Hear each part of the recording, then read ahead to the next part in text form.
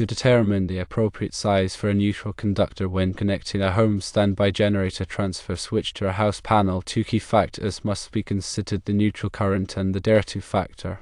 The neutral current represents the sum of the return currents from all the load circuits. In the scenario described, there are 3 2-pole 30 amp circuits and 7 single-pole 20 amp circuits. Firstly, calculate the current contributed by the 2-pole circuits. Each 2-pole circuit carries 30 amps, and since there are 3 of them, the total current is 30 amps multiplied by 2, equaling 60 amps. Secondly, calculate the current contributed by the single-pole circuits. Each single-pole circuit carries 20 amps, and with 7 such circuits, the total current is 20 amps multiplied by 7, resulting in 140 amps. Now, to find the total neutral current, add the current from the 2-pole circuits and the single-pole circuits. This gives us 60 amps plus 140 amps, which equals 200 amps. Therefore, initially, a 200 amps neutral conductor appears to be required. However, the Derating factor must be taken into account.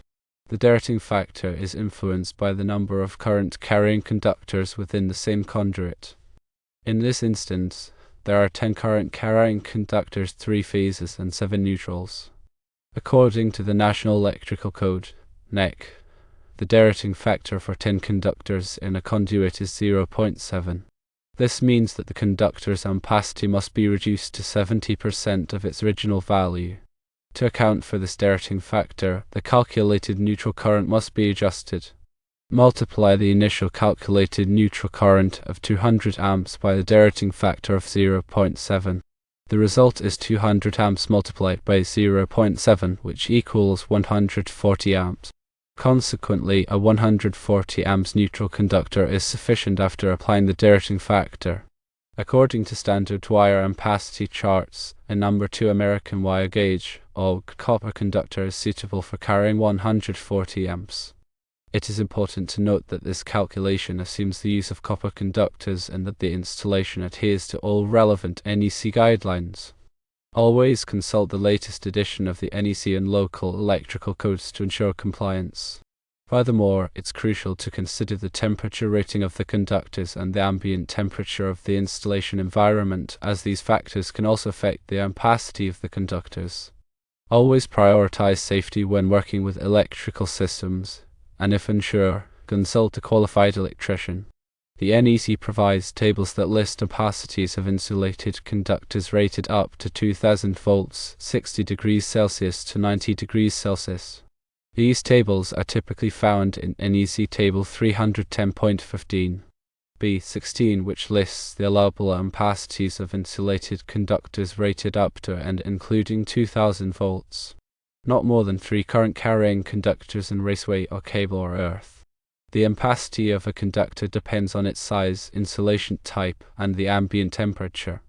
For example, a number 2 AWG copper conductor with a 75 degrees Celsius insulation rating typically has an ampacity of around 95 amps in free air or in a raceway with not more than 3 current-carrying conductors. When there are more than 3 current-carrying conductors in a raceway or cable, the ampacity of each conductor must be derated according to NEC Table 310.15. B3. A. This table provides adjustment factors based on the number of current-carrying conductors. For example, with 10 current-carrying conductors, the adjustment factor is 0.50 if using Table 310.15. B3. A. The adjusted ampacity is calculated by multiplying the original ampacity by the adjustment factor.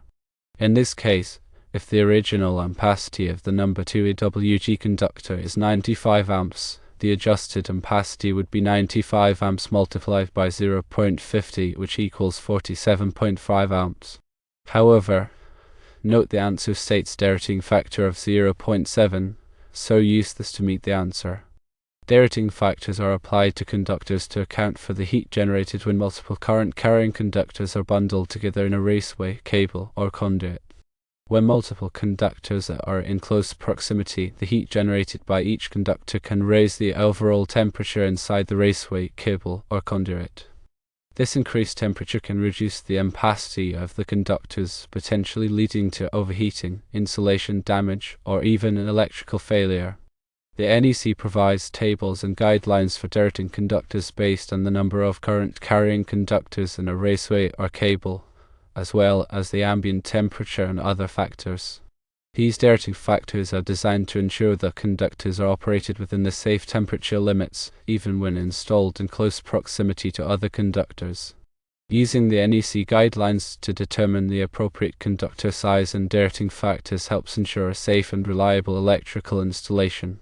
If there are any questions or concerns about conductor sizing or derating, consulting with a qualified electrical engineer or electrician is always a good idea. Remember that the neutral conductor carries the unbalanced current in a three-phase or single-phase electrical system. In a balanced system, the current in the neutral conductor is ideally zero. However, in reality, loads are rarely perfectly balanced, so the neutral conductor is needed to carry any unbalanced current. The size of the neutral conductor must be adequate to carry the maximum unbalanced current that could flow under normal operating conditions. The NEC provides guidelines for determining the minimum size of the neutral conductor based on the type of loads being served and the potential for unbalanced current flow. In some cases, the neutral conductor may need to be larger than the phase conductors to accommodate harmonic currents or other nonlinear loads. This is particularly important in commercial and industrial settings where there may be a large number of electronic devices or other equipment that generate harmonic current. Harmonic currents are currents that are multiples of the fundamental frequency of the electrical system, such as the 60 Hz frequency in North America. These currents can cause overheating of the neutral conductor and other equipment, as well as voltage distortion and other problems. To mitigate the effects of harmonic currents, it is important to use appropriately sized neutral conductors and to implement other measures such as harmonic filters or reactors. In addition to the size of the neutral conductor, it is also important to consider the type of insulation used in the conductor. The insulation must be suitable for the voltage and temperature conditions in which the conductor will be used. The NEC provides guidelines for selecting the appropriate insulation type based on the application. It is also important to ensure that the neutral conductor is properly grounded.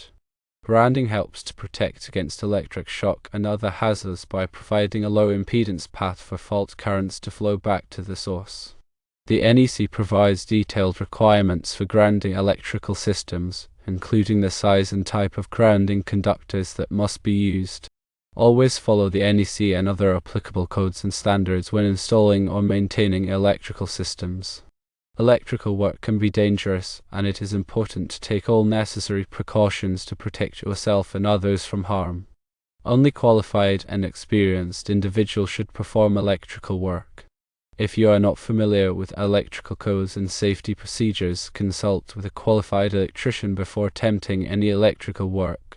In summary, the size of the neutral conductor in an electrical system is determined by the unbalanced current it is expected to carry, the derating factors that apply based on the number of conductors in a raceway or cable, and other factors such as harmonic currents and insulation type.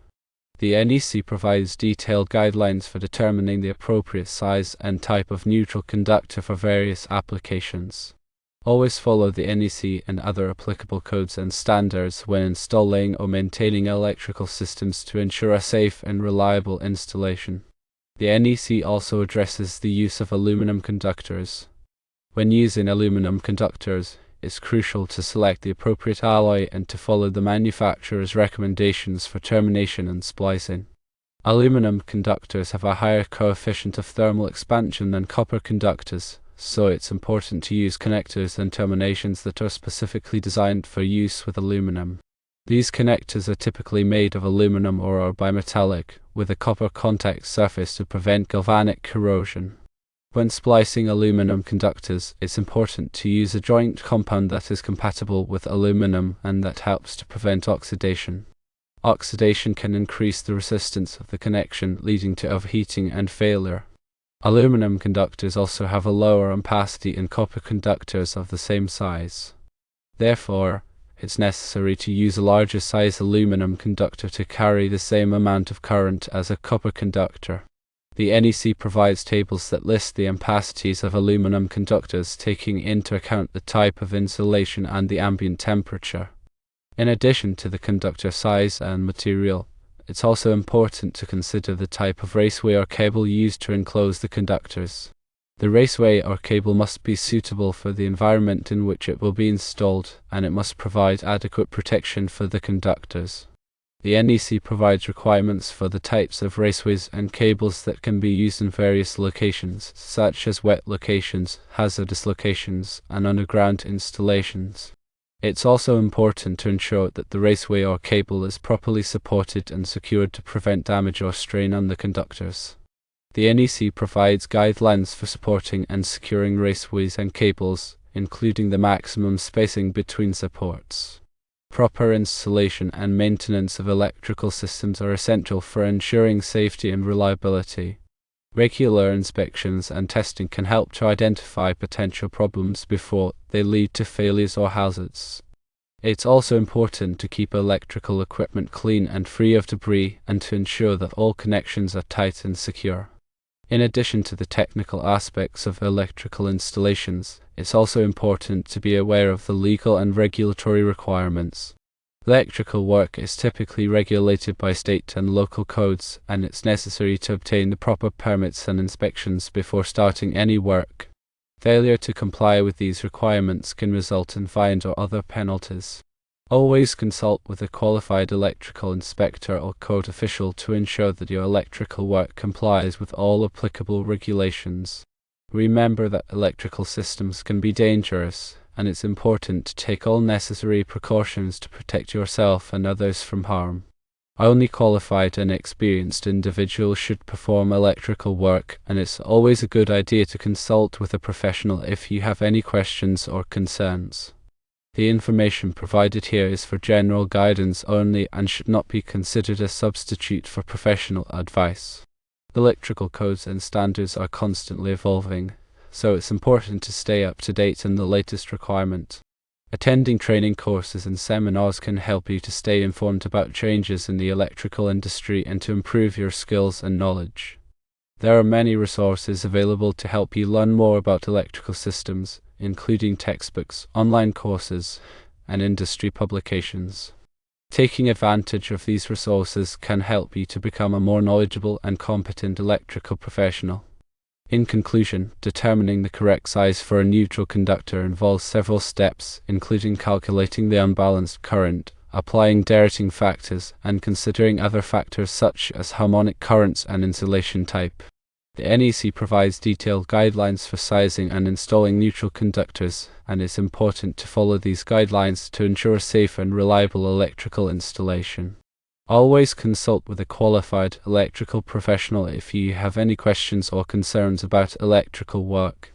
Always ensure that the wiring can handle the load that it is expected to carry.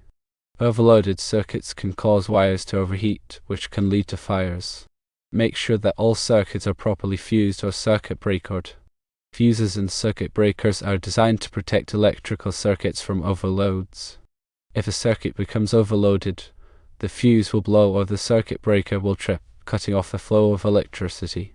Regularly inspect electrical cords and plugs for damage. Damaged cords and plugs can be a fire hazard. Replace any damaged cords or plugs immediately. Keep electrical appliances away from water. Water is a good conductor of electricity, so it is important to keep electrical appliances away from water to avoid electric shock. Never overload electrical outlets. Overloading electrical outlets can cause them to overheat and start a fire. Use power strips with surge protection to protect your electronic devices from power surges. Power surges can damage electronic devices. Surge protectors can help to protect your devices from damage. Have your home's electrical system inspected by a qualified electrician every few years. A qualified electrician can inspect your home's electrical system and identify any potential problems. They can also make recommendations for improving the safety of your electrical system. The size of electrical boxes is also very important and is mentioned in the NEC. Always consult the NEC or a qualified electrician to determine the appropriate size box for your application. Proper grounding is also a very important factor for safety. Make sure that all electrical equipment is properly grounded. Grounding helps to protect against electric shock. Grounding provides a low impedance path for fault current to flow back to the source, which causes the circuit breaker to trip or the fuse to blow, cutting off the power to the faulty equipment. Grounding also helps to reduce electrical noise and interference. The grounding electrode conductor (GEC) connects the grounding system to the earth. The GEC must be sized according to the size of the service entrance conductors.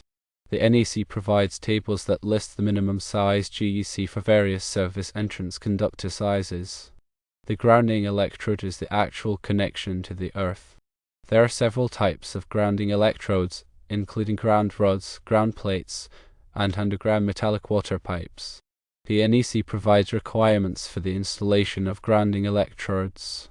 The grounding system must be properly bonded to all metal parts of the electrical system, including metal conduit, metal enclosures, and metal equipment. Bonding ensures that all metal parts are at the same potential, which helps to prevent electric shock. The NEC provides requirements for bonding electrical systems. Electrical safety is important. Always take precautions when working with electricity. The information provided in this video is for general guidance only and should not be considered a substitute for professional advice. Consult with a qualified electrician before performing any electrical work. The neutral conductor carries the unbalanced current in the single-phase electrical system or the imbalance from a three-phase system. The neutral conductor is usually identified by its white or grey color. The size of the neutral conductor must be sufficient to carry the maximum unbalanced current that is expected to flow in the circuit. The NEC specifies the minimum size neutral conductor that is required for various types of circuits. In some cases, the neutral conductor may need to be larger than the phase conductors. For example, in circuits that supply nonlinear loads such as electronic equipment, the neutral conductor may need to be sized at 200% of the phase conductors. This is because nonlinear loads can generate harmonic currents, which can flow on the neutral conductor. Harmonic currents can cause overheating of the neutral conductor and can also interfere with the operation of other electrical equipment. Always follow the NEC and any local codes when installing or working with electrical wiring. Working with electricity can be dangerous, and it is important to take all necessary safety precautions. Consider the voltage drop of conductors to ensure correct sizing. Voltage drop is the decrease in voltage that occurs along the length of a conductor due to its resistance. Excessive voltage drop can cause equipment to malfunction or operate inefficiently.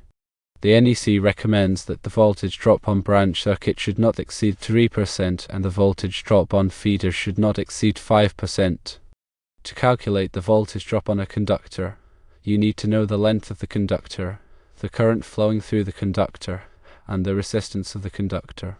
The resistance of a conductor depends on its material, size, and temperature. The NEC provides tables that list the resistance of various types of conductors. Once you have calculated the voltage drop, you can compare it to the recommended limits to determine if the conductor is properly sized. If the voltage drop exceeds the recommended limits, you will need to increase the size of the conductor. The NEC also provides guidelines for calculating the voltage drop on conductors. These guidelines can be found in Chapter 9 of the NEC.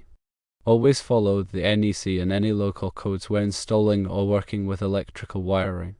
Remember, a qualified electrician can assist with more complicated issues that you may not be qualified to perform.